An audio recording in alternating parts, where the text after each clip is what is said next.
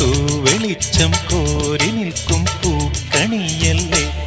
ആകാശം താഴുന്നു, നീഹാരം തൂകുന്നു, കതിരൊളികൾ പടരുന്നു, ഇരുളലകൾ അകലുന്നു. പുലർന്നു പുലർന്നു തെളിഞ്ഞു തെളിഞ്ഞു ചുവന്നു തുടുത്ത മാനം നോക്കി കൂട്ടിൽ നിന്നും മേട്ടിൽ വന്ന പൈങ്കിളിയല്ലേ. തൂവെളിച്ചം കോരി നിൽക്കും പൂക്കണിയല്ലേ.